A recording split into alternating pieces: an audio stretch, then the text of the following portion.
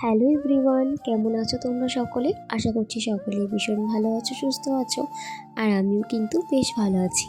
আমার নতুন আরও একটা ভিডিওতে তোমাদের অনেক অনেক ওয়েলকাম। সকালে ঘুম থেকে ওঠার পর যা যা কাজকর্ম থাকে সেগুলো তো সব কমপ্লিট করা হয়ে গেছে। আর এখন ওই 9টা থেকে 9:30 মতন বাজে। এখন আমি এখানে ভাতটা বসিয়ে দিলাম। একটু লেট হয়ে গেছে আজকে ভাতটা বসাতে।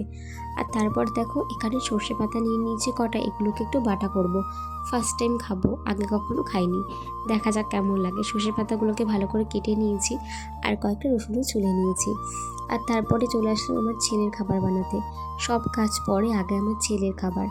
তো সেটাই বসিয়ে দিলাম। আর তারপর না বাড়িতে কয়েকটা ধনেপাতা গাছ লাগিয়েছিলাম, মানে ধনে লাগিয়েছিলাম, সেগুলো থেকে ধনেপাতা উঠেছে। তো সেগুলোকে তুলে নিচ্ছিলাম, সর্ষে পাতার সঙ্গে একসাথে ধুয়ে একেবারে একসাথে মিক্সিতে মিক্সড করে নেব। তো মিক্সড করা দেখা হয়ে গেছে। ফার্স্ট টাইম খাবো, জানি না কেমন হবে খেতে। আর তারপর ছেলের খাবারটা নিয়ে রোদ্রে বসে পড়েছি। এই রোদ্রে বসে বসে ছেলেকে এখন খাইয়ে দেবো। আমি শুধু ভাতটাই বসিয়ে দিয়েছি, ওদিকে আমার শাশুড়ি রান্না করছে। আর ছেলেকে খাওয়ানোর পর কয়েকটা জামা কাপড় এখানে ধুয়ে দিলাম। আজকে না রোদটা খুব সুন্দর উঠেছে, মানে প্রতিদিন এতটা রোদ থাকে না, আজকে রোদের বেশ তাপ আছে। তো সেই জন্য ঝটপট করে জামা কাপড়গুলোকে এখানে দেখো মেলে দিয়েছি। আজকে বেশি জামা কাপড় ছিল না, একদম অল্প কয়েকটা ছিল। এরপর আমরাও সকালে খাওয়া দাওয়া সেরে নিলাম। আর তারপর কিন্তু ছেলেকেও স্নান করিয়ে দিয়েছিলাম। আর ওর পাপা চলে যাবে ডিউটিতে, সেজন্য টিফিনটা এখানে রেডি করে রাখলাম। আর এদিকে দেখো ওর বাবাকে যখনই দেখেছে গাড়ি বার করতে, ব্যাস ও গাড়ি দেখলে মাথা খারাপ করে দেয় যতক্ষণ ওকে গাড়ির মধ্যে তোলা হবে।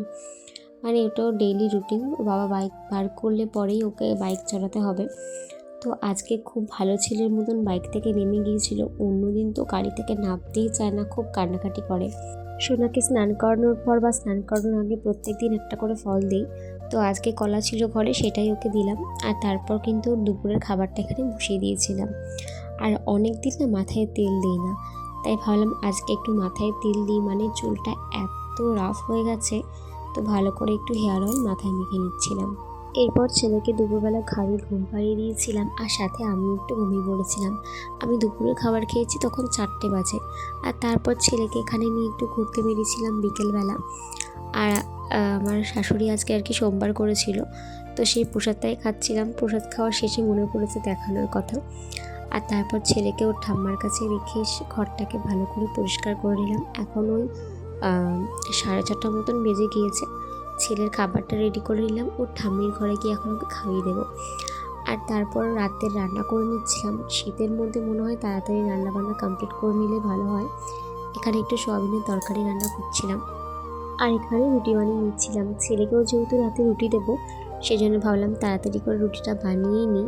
আর ঠান্ডার মধ্যে না বেশিক্ষণ বেশি রাতে রান্না করতে ভালো লাগে না, যেই কারণে সন্ধ্যের সময় রান্নাটা করে নিলাম। আর আজকের ভিডিওটা এইটুকুই। ভিডিওটা কেমন লাগলো অবশ্যই কমেন্ট করে জানিও। ফেসবুক থেকে দেখলে আমাকে ফলো করে দিও, আর ইউটিউব থেকে দেখলে আমার চ্যানেলটাকে সাবস্ক্রাইব করে দিও। ভালো থাকো সবাই, টাটা।